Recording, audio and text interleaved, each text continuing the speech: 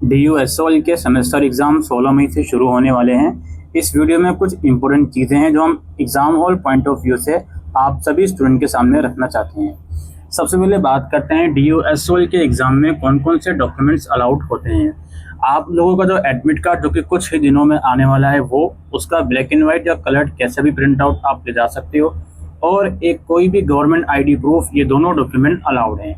कुछ कुछ कॉलेज काफ़ी स्ट्रिक्ट हैं, वो एसओएल का ID कार्ड की भी डिमांड कर सकते हैं, तो आप कोशिश करिएगा कि एसओएल का ID कार्ड भी अपने साथ रख लें। अदरवाइज एडमिट कार्ड या गवर्नमेंट ID प्रूफ है तो आपकी एंट्री एग्जामिनेशन हॉल में हो जाएगी। इसके अलावा जब आपकी एंट्री एग्जामिनेशन हॉल में हो जाती है तो वहाँ के जो इन्विजिलेटर होते हैं वो आपसे एग्ज़ाम शीट पर या अटेंडेंस शीट पर सिग्नेचर करवाते हैं। तो ये काम आपको हर पेपर में ज़रूर करना है। अपने रोल नंबर या अपने नाम के आगे ही आपको सिग्नेचर ज़रूर करनी है। अगर सिग्नेचर आपने गलत जगह कर दी या सिग्नेचर करना आप भूल गए तो आपके सब्जेक्ट में एब्सेंट भी लगाया जा सकता है।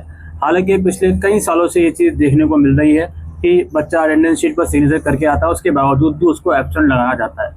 खैर, आप अपनी तरफ से तो पूरी कोशिश करिएगा कि आप अटेंडेंस शीट पर सिग्नेचर करना नहीं भूलें, क्योंकि कई बार बच्चे लेट पहुँचते हैं, इन्विजिलेटर भी भूल जाता है, बच्चे भी भूल जाते हैं, तो इसमें फिर आपको दिक्कत आ सकती है। तीसरी बात हमारी ये है कि जो एग्ज़ामिनेशन सेंटर है, वैसे तो अब एग्ज़ाम जो ये हो रहे हैं, काफ़ी बच्चे अब आज के टाइम पे अवेयर हैं कौन सा कॉलेज कहाँ पर है, फिर भी जब एडमिट कार्ड आएगा तो एग्ज़ाम सेंटर को अच्छे से परख लें कि आपके घर से वो कितना दूर है, कितना टाइम आपको वहाँ जाने में लग रहा है, सो दैट आप लोगों को एग्ज़ाम टाइम पर लेट ना हो। ठीक है, बात लेट की ही हो रही है तो मैक्सिमम आधे घंटे लेट एंट्री अलाउड है। जैसे मान लीजिए सुबह 9 बजे का एग्ज़ाम है तो मैक्सिमम लेट एंट्री 9:30 तक ही होगी, उसके बाद एंट्री नहीं होगी। ये चीज़ें आपके एडमिट कार्ड के इंस्ट्रक्शन में भी लिखी गई हैं, तो इसलिए इन चीज़ों को समझें। एग्जामिनेशन हॉल में एग्ज़ाम शुरू होने से कम 15 मिनट पहले ज़रूर पहुँचें, ताकि वहाँ पे जो स्लिप वगैरह लगी रहती हैं कि किस रोल नंबर वाले बच्चे को कहाँ बैठना है, वो चीज़ें आप आराम से देख पाओ और अपना आराम से सहूलियत के साथ वहाँ पर पहुँच पाओ। इसके अलावा दोस्तों, टाइम मैनेजमेंट का आपको ज़रूर से ध्यान रखना है। काफ़ी बच्चे जो हैं एग्ज़ाम हॉल में टाइम मैनेजमेंट का ध्यान नहीं रख पाते।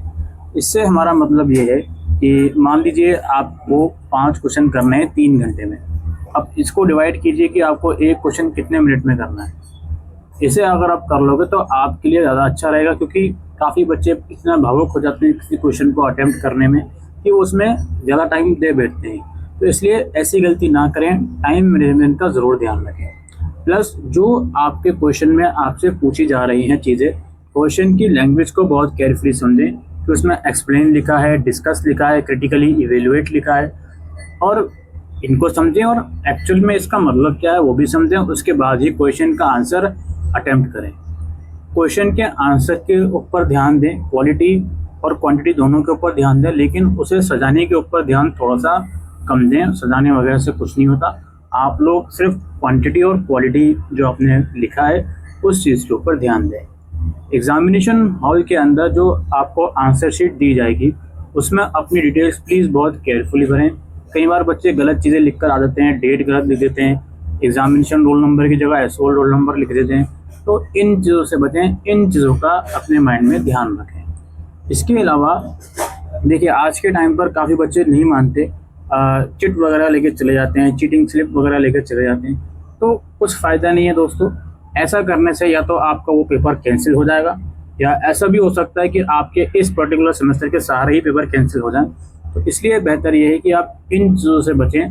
जितना पेपर आता है उतना लिख कर आएँ, और इसके अलावा कुछ नहीं कहा जा सकता।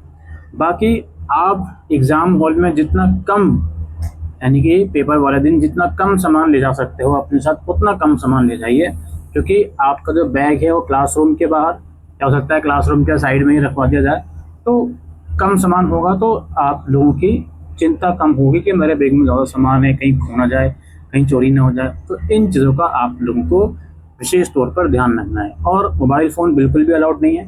मोबाइल फ़ोन आपके या तो बैग में रखवा दिया जाएगा या समहाउ टीचर अपनी टेबल पर रखवा देते हैं, तो इसलिए मोबाइल फ़ोन भी अलाउड नहीं है। इस चीज़ का ज़रूर ध्यान रखें। ऑलराइट, बाकी आप लोगों को हमारी तरफ से एग्ज़ामिनेशन की बहुत बहुत शुभकामनाएं।